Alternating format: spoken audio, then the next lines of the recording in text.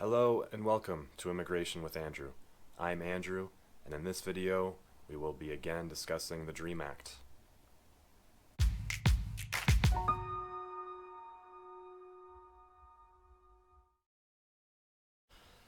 Right, so today is February 7th of 2021. The Senate introduced, Senators Durbin and Graham introduced the DREAM Act of 2021.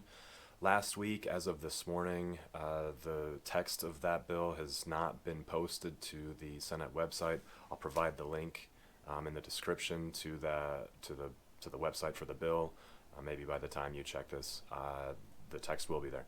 But they both have said that it's identical, going to be very identical to the last bill that was introduced in the Senate in 2019.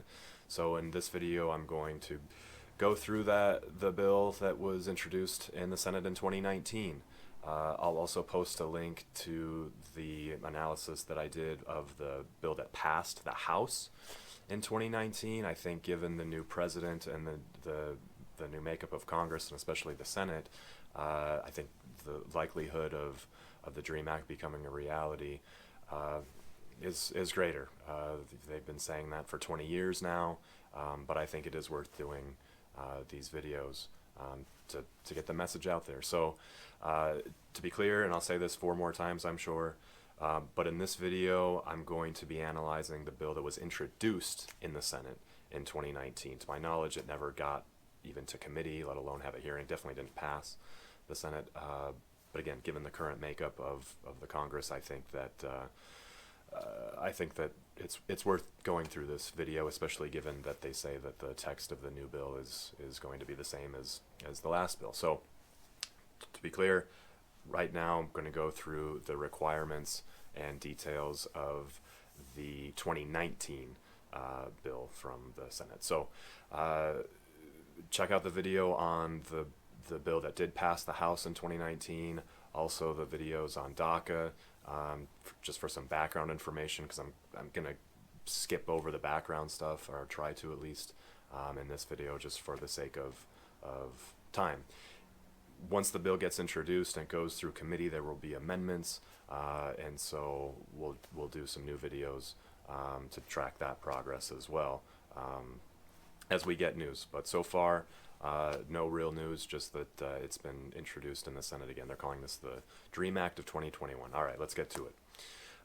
So the first one, continuous physical presence. The Senate bill requires, just like the House bill, Senate bill requires continuous physical presence for the 4 years back from the bill's enactment. Enactment occurs when when the Senate and the House of Representatives pass the same bill and it goes to the president's desk, the president signs it. That is when the bill is enacted. Both chambers pass the same bill, goes to the president's desk. President has 10 days to sign it or to veto it. If he does not sign or veto, that's when it's enacted. The president vetoes the bill, Congress overrides the veto, that's when the bill is enacted. I don't think the chances of this president vetoing a DREAM Act is very likely, but that's what enactment means. And so continuous physical presence in the United States for the 4 years back from enactment. So president signs it on July 1st of 2021, let's say. So the requirement would be that to apply, to be eligible, the person would have to have been continuously physically present in the United States since July 1st of 2017, right? 4 years, same as the House bill. The next one, initial entry into the United States. Person has to have arrived in the United States before they turned 18. Also the same as the House bill, but different from DACA. Remember, DACA have to have come to the United States before you turn 16 and have to have been here since June of 2007. So not as stringent. Education requirements, very similar. Either be in school or have a diploma, a high school diploma or a GED. Criminal requirements, a little bit different from DACA. For the Senate bill, again, the Senate bill that was introduced in 2019, no felonies, and then regardless of felony or misdemeanor, you can't have 3 convictions on 3 separate convictions from separate incidents, separate dates, where the person was incarcerated in total for 90 days. So the way I read the bill, person has been convicted of 4 misdemeanors, but that they were incarcerated for an aggregate period of 72 days, well, to me it seems like they'd be eligible. So I would love to get some details there, either from the hearing or from an amendment or something, just to get some clarification on there. But the way I read the bill, that was introduced in 2019, is that any felony would be a bar, and then regardless of felony or misdemeanor, 3 separate convictions or more, with an aggregate period of incarceration of 90 days or more. That's the criminal requirement, and then that's it. And so if the person meets those requirements, they would be eligible for what they're calling permanent residence on a conditional basis. And that's the bill's terminology. It's the same language that the House's bill used, and so I think we're going to see that if these bills start winding their way through committee.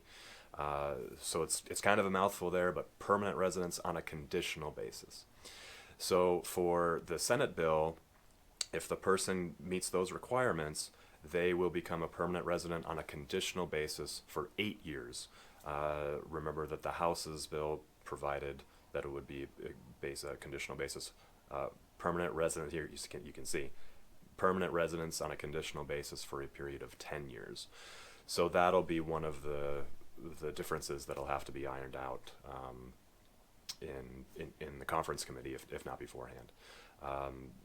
But so if that's how it turns out, with 8 years, the person will have their permanent residence on that conditional basis for 8 years. Which begs the question, how do you remove the conditions? And so, to be clear, permanent residence means green card. Green card means work, obviously. It also means travel outside the United States. And so, a permanent resident on a conditional basis would still be able to work, obviously, and travel outside the United States and return, but only for those 8 years. And so if the person removes those conditions, well, now they're a full-blown permanent resident, which is permanent, right? So very similar to the House's bill too. They lay out 3 different tracks. There's the education track, where you have to either have graduated from an institute of higher learning like a college or university, or have completed 2 years and be in good standing. There's the military track, where you have to serve 2 years in the military, or if you were discharged, be honorably discharged after serving 2 years. And then there's the worker track, so work for 3 years. So once the person meets one of those 3 track requirements, they can apply to remove the conditions. And so just like the House bill, I think the House bill was a little bit more clear on this, but the way I read the Senate bill from 2019 is that if the person is eligible for permanent residence on a conditional basis because they graduated high school, but they've also graduated college or worked for the 3 years or been in the military for 2 years, then the way I read the bill is they could apply to remove the conditions right away too. So again, I'd love to get some clarification on that. But that's the way I'm reading the bill, at least currently, the bill from 2019 again. And so, unlike DACA, this is identical to the House bill from the last term too. There's a requirement for the medical exam, and there is a requirement for both the English and civics tests, the same test they do for naturalization, for the citizenship process. So that's different from DACA, but it is very similar to what's identical to the House's requirement. It's the bill's requirement that the House passed in 2019. So we'll look for that too. Medical exam. This bill, the Senate bill, basically defers to the Secretary of Health and Human Resources. What's the name of that department? To come up with the procedures and the rules. But apart from the DREAM Act, the medical requirement, they're looking for tuberculosis. They're looking for certain communicable infectious diseases, and that's what they're screening for. The English test, I think by definition for the Dreamers, is going to be very easy. There's a reading component, there's a writing component, and then there's a speaking component, especially with the civics exam, with American history, American government. I mean, the way I read it is that there'll be an interview just like there is for citizenship. I'm not sure how they're going to administer a test if it's not in person. But again, that's a question that we don't know. We don't have the answer to quite yet. So those are the main things from the bill. It's not that long of a bill. I'll put the link to the bill in the detail or in the description here. 35 pages, I think it was. So those are the main requirements for the bill. The House, I believe, used the word streamlined, I think, for the people who already had DACA. The Senate bill doesn't do that, but the Senate bill does have a little provision for people with DACA saying that the Secretary of Homeland Security shall grant this permanent residence on a conditional basis to people who have DACA who continue to meet the requirements for DACA. And so shall, to me, sounds like if you have DACA that they're going to mail out a green card. But that's the big question, right? I mean, that sounds like a lot. That sounds like a big one. So we'll just have to see. Maybe it requires a shorter application. Maybe it's a cheaper fee, or it's a faster process that goes into a separate office that does them more quickly. Again, there are a lot of questions here, a lot of questions that I don't have the answers to and that no one has the answers to. So the bill was just introduced in the Senate last week. So we'll just have to see. Unfortunately, it's a waiting game. But if there is news, I'd like to do videos on these as they go through committee and go through the amendment process, and especially, track the House's progress too. But for now, that's what we're working with the Senate bill. The DREAM Act of 2021 was introduced last week. We don't have the text for that bill, but this video has tried to go through the requirements for the last DREAM Act that the Senate introduced in 2019. So as always, let me know in the comments what you think. Shoot me a text, like and subscribe, and let me know what questions you have. Thanks a lot.